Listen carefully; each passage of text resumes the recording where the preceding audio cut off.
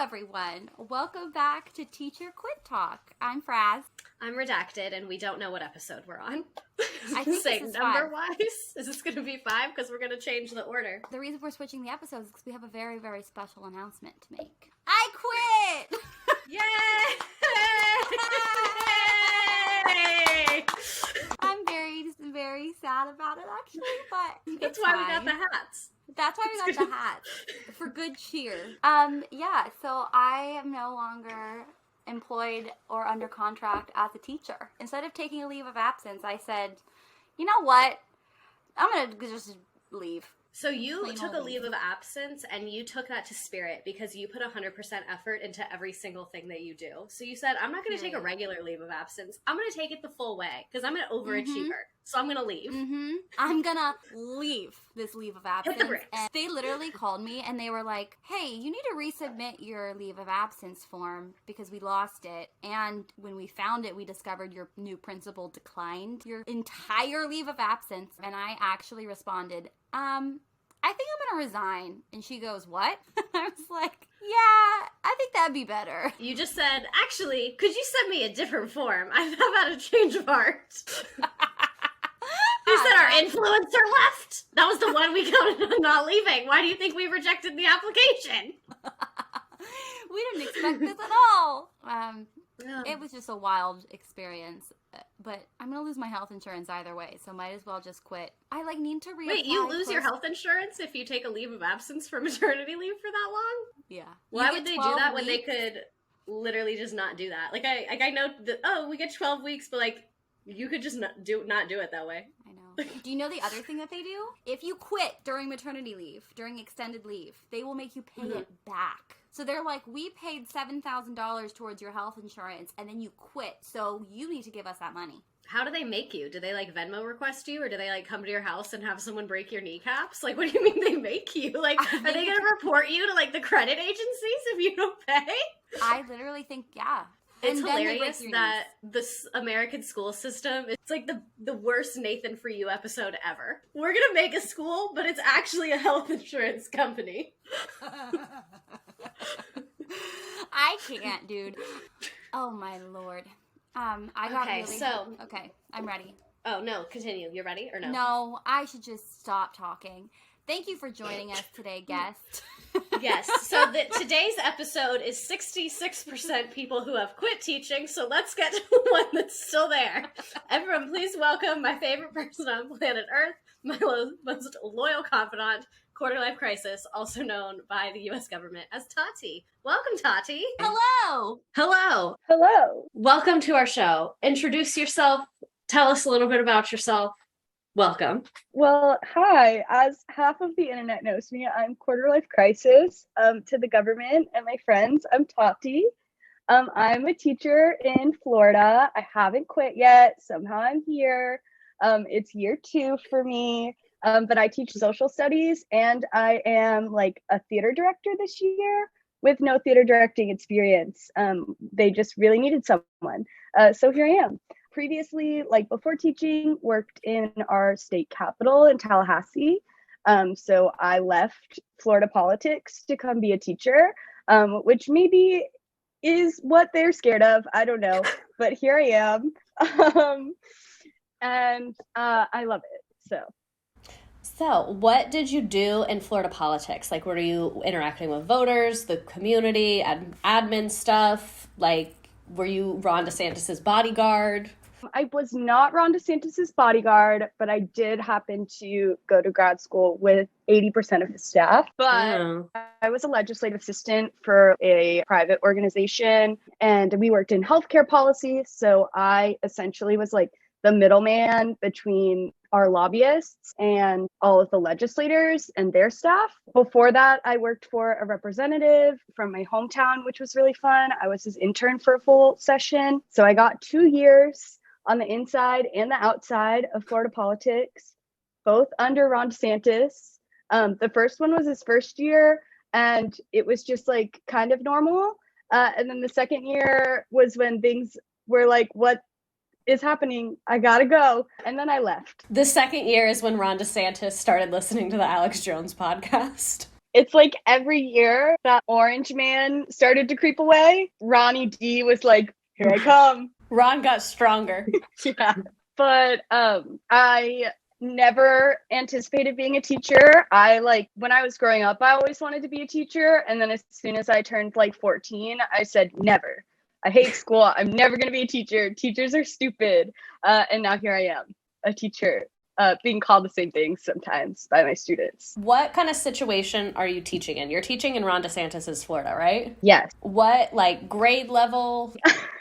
So I teach in one of the districts that fought back against him, and I teach secondary social studies. So I primarily teach seniors, and I teach government, and I teach sociology as well, which is fun. Do you think you, having worked in the government, like IRL, not even in like a fake knockoff way, but like you were like in the halls of Tallahassee Capitol being like, you didn't answer my email, Ron. Like, do you think that makes it easier for your students to like engage in class? Do you think it's been helpful in making teenagers learn about the government?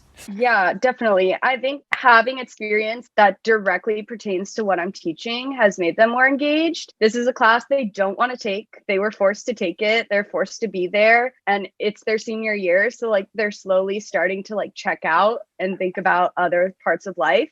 So as soon as I can say something in class and be like, hey, I did this, they're kind of like, wait, for real? Like, this isn't just something written in the textbook. Like, you did that? And they're like, yeah, here's a picture. And they kind of care a little bit more. Yeah, that's really cool. This is why I'm very much in favor of, I think especially for high school, people being teachers that have outside of education job experience and education backgrounds, things like that. I think it's very good for America's youth to be hearing from lots of sources.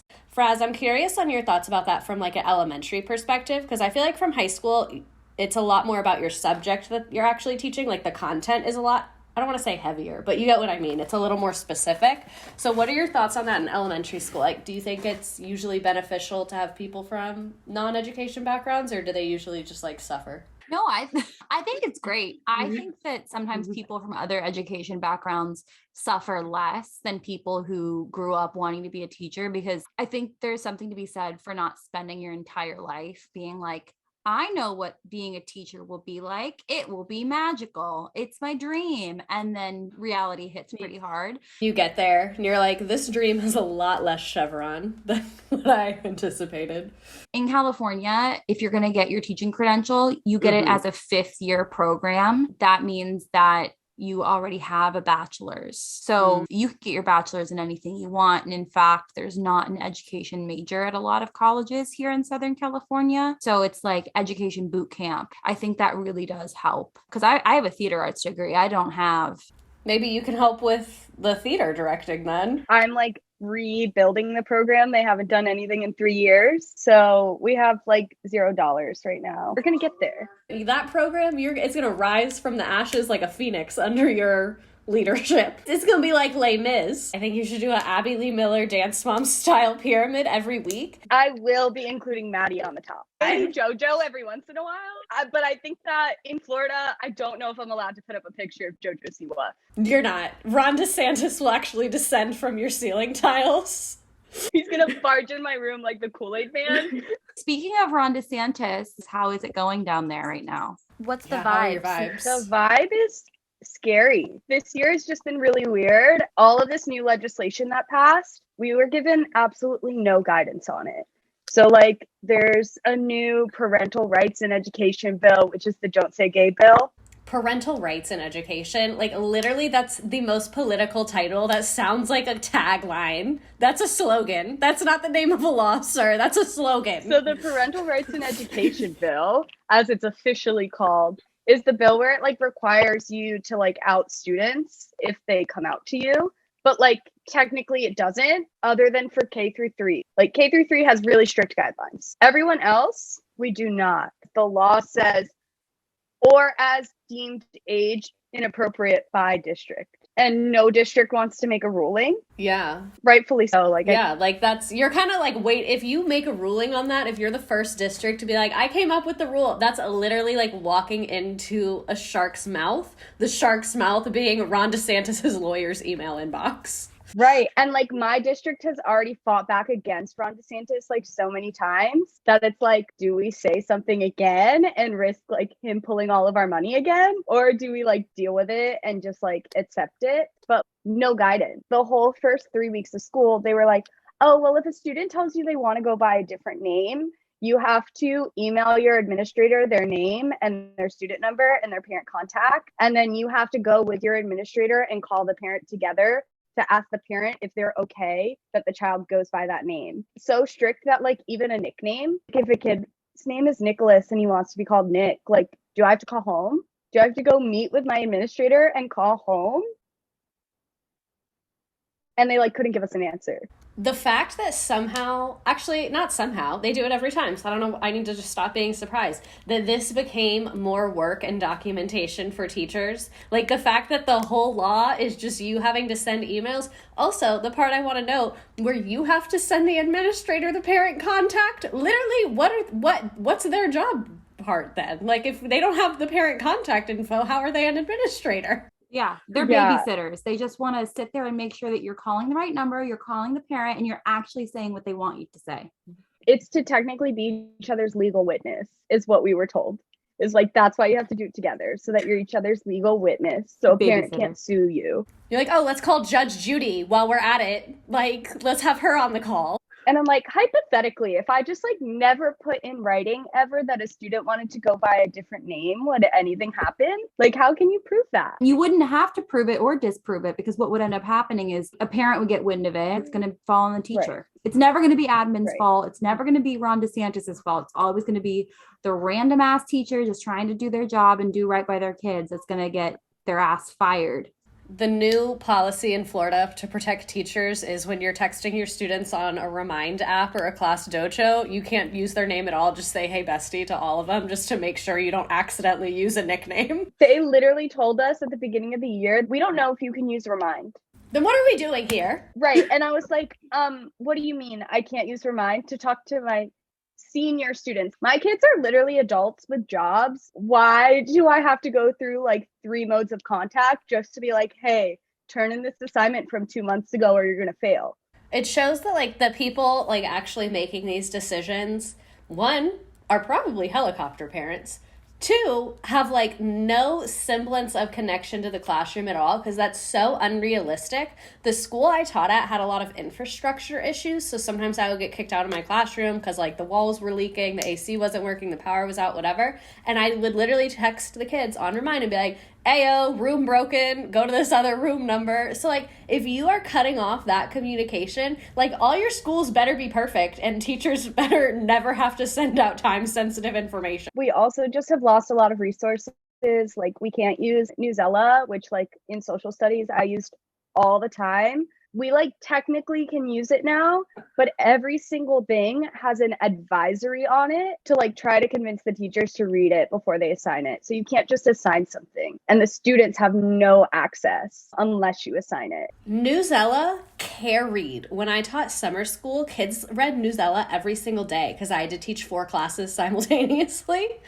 So the fact that they stripped you all of your most basic right, being Newsella. Well, also the right to access those articles and that information. Like, this is extremely dystopian to me. Yo, I agree. Choice is so important to kids and their ability to read. And so many high schoolers, unfortunately, still can't read. Like, they lack that skill. Yeah. So you're taking away this choice from students that have their own thoughts and opinions because they're teenagers. And now they have no information in like a safe manner. So now they're going to go Google it and find it all over the place from like some satire website and not know what it means. The great thing about Newsella, especially for Tati, what you were mentioning about literacy and social studies, is like in social studies, in like a core gen ed, regular ed social studies class, you have such a huge spectrum of kids' reading ability, especially in high school. You have some kids that are beyond a college level reading, and then you have some kids that are reading at an elementary level. And Newsella is one of like the only websites where you can adjust a story by grade level. So that is the only resource I ever had where we could all be on the same topic and I could scale the reading based on like student need. So this shows that like their crusade in education in Florida is literally going to destroy student outcomes, and they don't even realize what they're doing, I think. Like, I don't think they've thought more than 15 minutes in advance. I think they do know what they're doing. How can they not? I mean, they're literally restricting access to Newsella, which is literally knowledge, current events. I mean, it's accessible. And we know from history that when we strip people of the accessibility aspect of information, that it's systemic and on purpose. Yeah. It feels so sinister to me. Like, I am bewildered. I'm befuddled. Tati, I'm so happy you're here. What else do you have? Tell me everything. I'll sit here all night with you. Yeah. The Newsella thing was like a really big, like, first, our courses without standardized tests, social studies in particular, we boost our ELA department. Mm-hmm. So like those things are so important to overall outcomes. We do a lot of support for like our standardized tests, which also have changed. We had the FSA in Florida, which was your typical end of the year standardized tests. They had to take different ones in each grade. And it was always chaos because you either have to do like a super testing day where all classrooms test at the same time, or you pull out by grade level. And it was like 2 days. My school would get shut down for 6 school days every single time we did FSA. So that happened usually twice, one time 3 times in 1 year, where every single class was shut down. I did the math one time. It took away 14 instructional days from my year to administer the FSA. So this year they have implemented a new test, which is supposed to be progress monitoring, but it's literally just the FSA 3 to 5 times throughout the year. But as someone with a disability that receives services in school, this test violates the federal IDEA law, and there's no paper version of this test.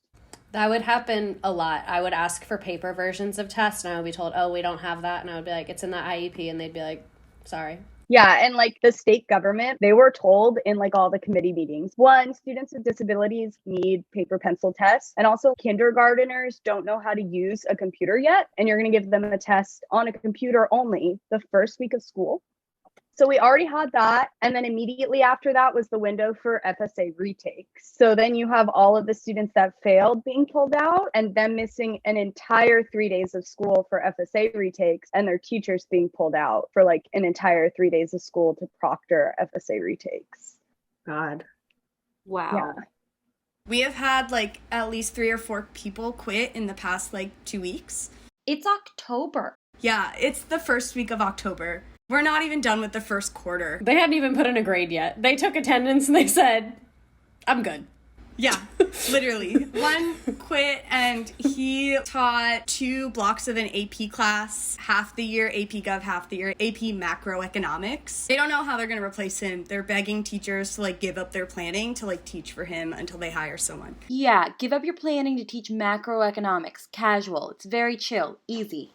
It is tempting because if it's like super temporary, you make $30 for each hour. But then if it's the whole year, you make an additional $6,000. And if you've already given one up and now you have no planning, that's an additional $12,000 you're getting in the paycheck for the year. People at my school used to fight over it. Like, it would be like, no, I'm getting the supplement. And people would be like vying for it because they all needed the money. So the shortage has been very different this year than last year. Last year, there were no substitutes. So kids would just sit in the auditorium for 6 months because there were no teachers.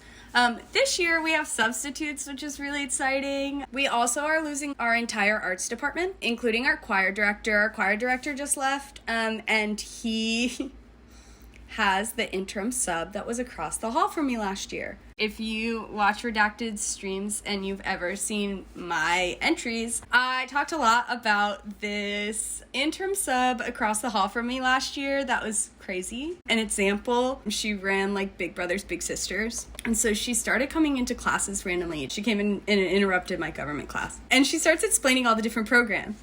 And she looks at the 2 queer students in the room, like full eye contact, beating her eyes down at them, and goes, "We have BLT programs, LBT, QBT." Like, she like couldn't say it right. She said it like 4 different ways, staring directly at my queer student. Imagine walking into a room of students you don't know, singling out the 2 queer kids in the class and being like, "We have BLT programs, bacon, lettuce, and tomato." And I am like the theater sponsor, so like I'm the theater director.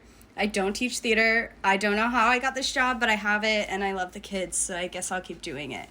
I have a lot of overlap between theater and choir kids, and so now I get to hear their stories, and they'll come to me and be like, she made 3 people cry today, and then she made me teach the class harmonies, and then she told us to sing the Star Spangled Banner 7 times. 7 is too many times to sing the Star Spangled Banner. Only song she knows is the Star Spangled Banner. I want to know, like, after the 6th time, I want to know her thoughts where she was like, nah, they still don't have it. We need a 7th. We still didn't get it. She is something. Out of everything I know about this woman, she is something is the highest compliment we could give. So I want to hear about the icon move you made, because you attended a civics training. A government-funded, sponsored, and created civics training. Tell us about why you went, what happened, and the amazing aftermath. Okay, so Florida passed this civics initiative where they wanted to increase civic education in Florida, which seems non-controversial and like really exciting if you are like a social studies teacher who teaches civics. In theory, it was supposed to like increase the amount of social studies education from like K through 12. And they were adding the option to be endorsed in civics, which is great because you get a $3,000 stipend if you're endorsed in civics. Florida doesn't pay us very well at all, not enough to afford a home or rent an apartment. $3,000 sounds really nice. In addition to this, they offered like state trainings. And the state trainings were a $700 stipend plus 20 hours of like in-service points. And this training was 3 days long in the middle of the summer. I just like, when I think about it, it feels like a fever dream because we walked in, there's like hundreds of us in this room. They rented out the whole local community college. They did cater food for us. It was Panera, which is not cheap. So I walked in and I was like, wow, Panera bagels. They've got coffee. They've got like those like new energy teas that Panera has, which are delicious. We sit down and the first thing they do, they bring out this woman who is from Cuba to talk to us about the United States government and the founding documents and also the horrors of communism, like all at the same time. She's not an expert in like American history or American government, and she's about to explain to us quotes from James Madison and what they mean in a room that definitely has people with their PhD in American history. So she's doing these quotes, talking about communism and how scary it is and how it's horrifying, which was a joke that all of us made. We were like, we're gonna go into this training and they're gonna tell us socialism's bad, and then they're gonna tell us about Jesus, and then they're gonna say that teachers are scary. And these were the jokes we made like 6 months prior to this training when we signed up for it. You accidentally manifested it. Right. Immediately walk into a 2-hour keynote session, 2 hours, about the horrors of communism and James Madison and the founding documents. And you have people in the room visually angry. We're not even 2 hours into this whole thing yet. We have 3 days to go. And people are like fuming, the vibes are off. And you've got people in the back being like,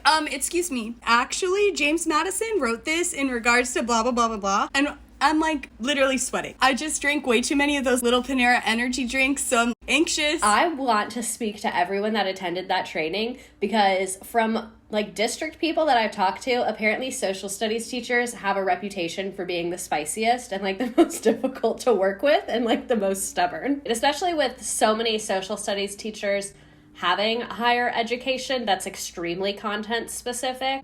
You can't just go up there and be talking. Like, you can't just be like, hey guys, welcome to my channel. I think communism is bad. James Madison is a zaddy. Here's a quote from him. Let's base our entire curriculum around this one out of context quote. Like, you can't think that you're just going to walk up there and that's going to work out okay for you. Right. Then they start bringing us into our workshops, and the workshops were so pointed. They talked about Jesus in almost every single one, implying Jesus Christ was a founder of the United States. They're like, all right, and now we're going to take communion. If everyone could just line up. We used the Panera bagels and the energy teas. You're like the body and the blood. No. But so they just said like the most crazy things that were so one-sided. So like in our Supreme Court one, they removed Roe versus Wade, which I'm assuming they were anticipating the ruling because it was like 3 days before the Supreme Court's opinion. The little sleuths at the Republican Party called Ron DeSantis and were like, hey, BT Dubs, delete this out of your teacher training. Shit's about to pop off. Amy Coney Barrett called him and was like, by the way, this comes out tomorrow. Make sure you don't mention it. Hey, big head, just wanted to hit you up tonight. I'll see you later.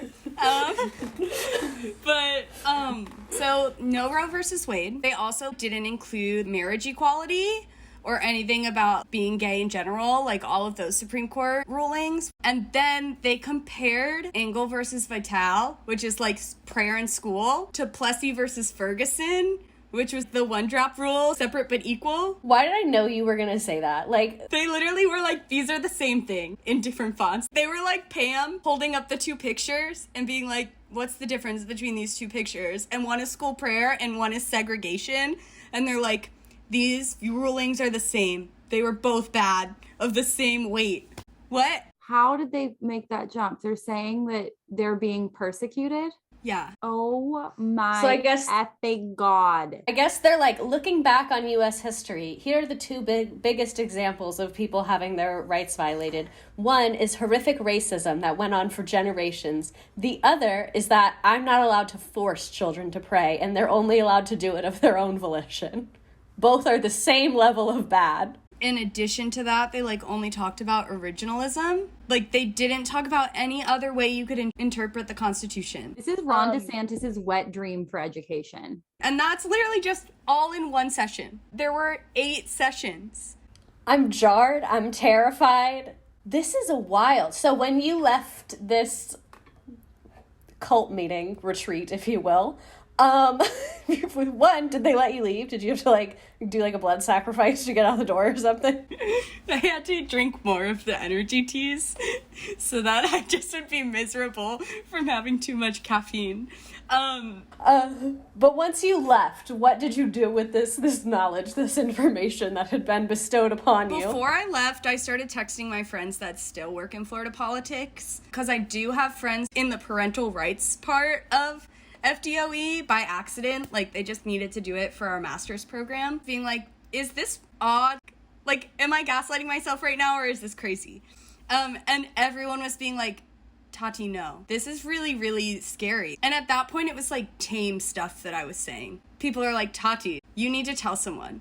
So I started texting all my reporter friends. I very much believe in like local papers. So I was like, who do I go to? Like, who do I reach out to? Someone get me in contact with someone.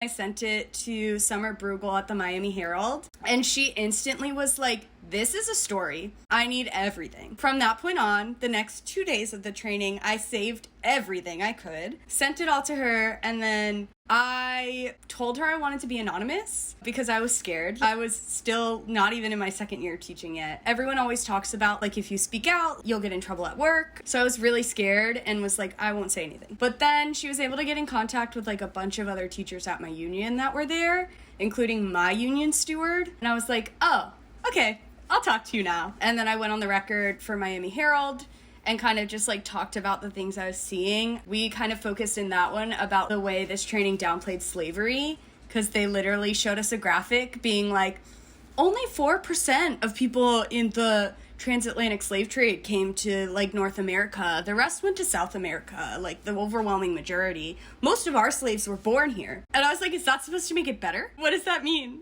You're like, if anything, that kind of makes it worse if you think about it. Right, like, okay. That was like the primary focus of what I talked about in the Herald article. And then after that, out to by MSNBC. And MSNBC was like, we want you on air. And I'm like, is this a fake text? Like, what do you mean? It's like when you get those fake Amazon things that are like, you've won $2,000. Please click here to claim it.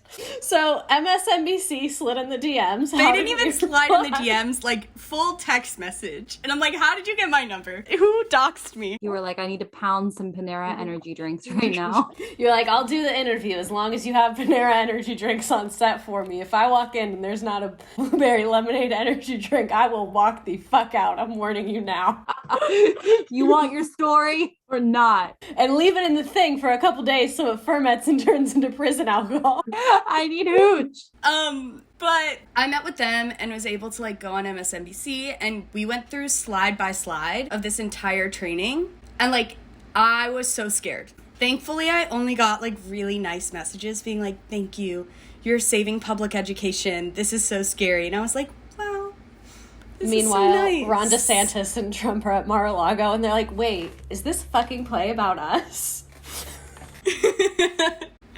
Exactly. And like nothing came about it at work because I don't bring it up at work. Nobody watches MSNBC. They're like, that's propaganda. We don't watch that in Florida. They're like, I think Ron actually blocked that on my cable at my house somehow.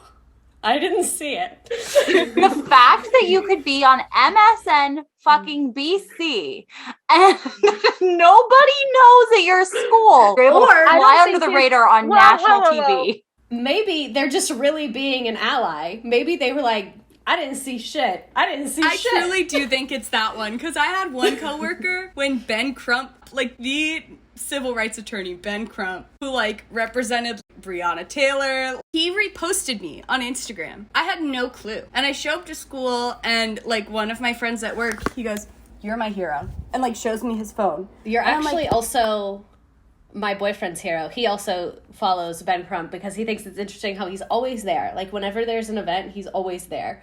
And he was like, your friend got posted. Oh my he was God. like, Mr. Redacted knows who I am. You're my hero too. Right? Aww. Yes. I'm obsessed with you. This is the coolest. So then nothing happened? Nothing happened. Amazing. I So love that for you. after The Miami Herald article, I guess they made a few changes to the training because less people started talking about it. They also chose very specific districts. There's a district below us that's much larger. That's also a blue district. They were like, let's have all of them drive an hour and a half north and west and hope they don't go. They're like, this is Ron DeSantis' wild country. They're like, it's only accessible by horse. Park your car in lot 42 and saddle up, partner. We blocked all the they news did. channels but Fox. They even blocked Fox. It's just the Joe Rogan podcast. Newsmax and InfoWars are the only sites allowed. What's that social media Trump is on? Truth Social? It's like Facebook blocked, Instagram blocked. That community college Wi-Fi was reset to only allow Truth Social. But so they did like 9 more after us, and the only other ones to have complaints were like the one immediately after us, and the others kind of didn't have as much to say. So I think they must have made like significant changes. So like, why does Florida have a teacher shortage? They said, forget about the tests that we created and also base your performance off of. Let us focus on indoctrinating the teachers. Let's go straight to the source. Right, not even the kids, the teachers. And what gets me Those is like, liberal teachers. So it's been crazy. A lot of people at that training were like, I think this is going to be the year that I leave. They paid us so much money. They paid us $700 initially to attend the training. And then 2 weeks ago, we got a random email out of nowhere. And they're like, by the way, we sent you $3,000. It's already in the mail. And I was like, is this hush money? here's a I was so $3,000 scared. coupon for silence. I was like, did everyone else get this? Or did they just send it to me? Everyone else did get it. And then it's like, where is that money coming from? You can't afford to like pay teachers more overall in this state or like do anything for us in terms of like housing, because most teachers can't afford a 1-bedroom apartment here or even a studio where I live. And like, you're spending all this money on this civics training. Y'all had money for Panera catering for 3 days, breakfast and lunch. And y'all can't afford to do anything else for teachers? They said we can actually only afford things when we're doing indoctrination because that comes from a different budget. It actually took money from the salary budget and transferred it to the indoctrination budget. Maybe if you were still a legislative assistant, we could have avoided this. Dang it. I'm gonna go back to my budgeting days. You were our last line of defense. That's why it started changing. We needed you here, though. We needed you to go to that training. It was like serendipitous. Yeah, it was one of those moments where I was like, this is why I left the job that I did. Yes, it was absolutely scary and like insane. And now I look back at it and I think it's a fever dream. But like, it really was one of those really big career affirming moments where I was like, I left my job because I felt like I couldn't do anything to stop the bad stuff that was happening. And here I am, like, attending this, and it doesn't just impact me. I'm finally able to do something about it and say something. And here you are, doing the damn thing on MSNBC. And also, side note, a lot of times when someone says, oh, I was on MSNBC, they, like, were in the background of a 30-second clip. Our Queen Tati had, like, 12 minutes. Like, they were like, this is the episode. This is the story. They gave me a whole episode. Like, I filmed with them for 3 hours, and then I got a second night. I didn't even see the second night. I need to go watch the second night. The second night, it was just one clip, and then they, like, brought in another teacher from across the state to talk about it. And it was nice because he was a veteran teacher. Because sometimes talking about it, being so new to the profession, I don't know what I'm talking about. And I feel like I'm right. And I was in this case. But I was scared that first-year teacher me was saying things wrong. But the veteran teacher was like, no.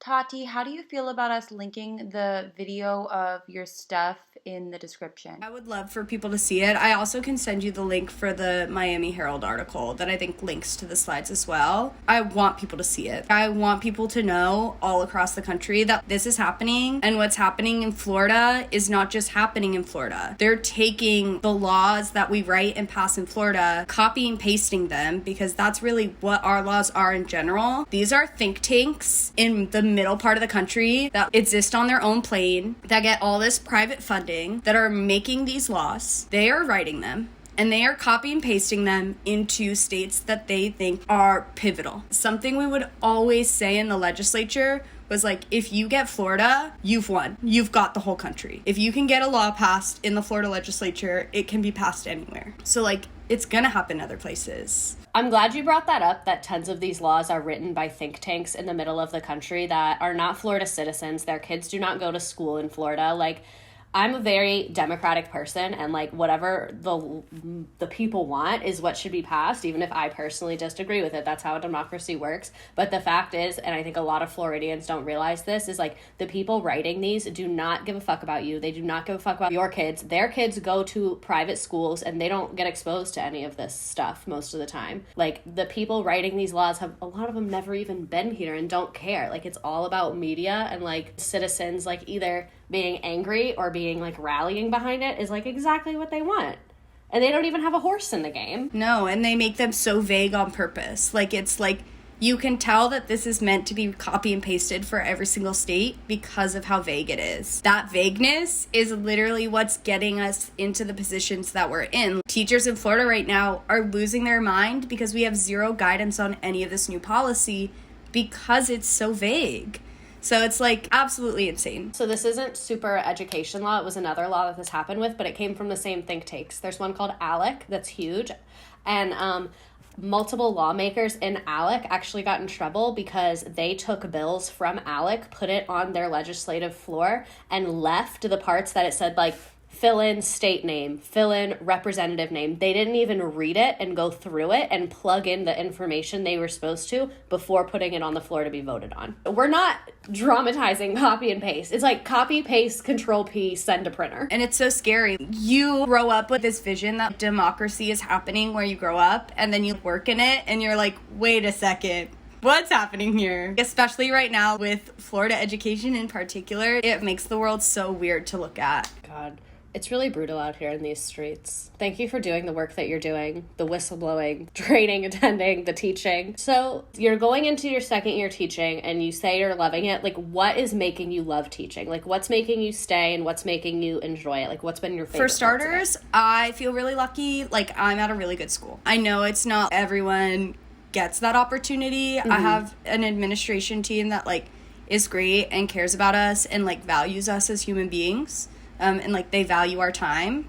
My school is really young. Being so young, I didn't have a lot of friends post-grad. My social studies department is primarily female and primarily under the age of 35. So I have like friends outside of school because of school. Also, like the kids, as cheesy and corny as it is, they make this job so much easier, especially teaching kids that are like about to go out into like the world outside of high school. I hate saying the real world because 80% of my students live in the real world. They have jobs, they have responsibilities. They are so in tune to like life, and I just get to like sit up there and be myself and like model for them like this is what it's like to be an adult. Sometimes it sucks, sometimes it doesn't, and vibe and make jokes with them, and it's amazing. Seeing them graduate, best thing ever in the whole wide world. Seeing kids you taught walk across a graduation stage, I was not prepared to get as emotional as I did the first time, but it literally, like, it's the most beautiful thing because it's like, look at you with your little outfit. Like, we are here. We are here. Yeah, it's literally insane. This year it's going to be crazy doing graduation because I taught juniors last year teaching U.S. history, and I have them again this year for government. And so, like, I'll have had them 2 years and, like, get to watch them, I know. And, like, these kids that I teach, a lot of them really have not wanted to make it through. But a lot of them are doing it, and they're, like, here. So that's just gonna be, like, the best reward to see and know that, like, I was a part of that for them. Like, the best part. Ugh, Tati, thank you so much. I feel like we are so fortunate to have you. And I just think this is, like I said, so, so, so important. And thank you for blowing that whistle. Toot toot. We love it. Do you want to tell everyone where they can find you? Obviously, I'm going to link it all in the description of the podcast. Yeah, I don't make like traditional content, but if you're just interested in seeing someone vibe on the internet and like be weird, I don't know, you can follow me on TikTok at Quarter Life Crisis, but it's like QRTR, and that's me. I love it. Thank you so much. Tati, you are an icon, a legend, the protector of our democracy on the right side of history. Thank you so much for joining us. This is an excellent episode. Yeah. Everyone should listen. Please remember to rate it, only if you like it. Obviously, if you don't, keep that secret to yourself. And if you can, listen on Spotify and Apple because they're the only ones that rank us. So they're the only ones that really matter. Rate it, like it, subscribe it, bop it, twist it. Bye. Love you. Bye. Love you. Yeah, there you go. Say bye, Tati. Bye. Love you.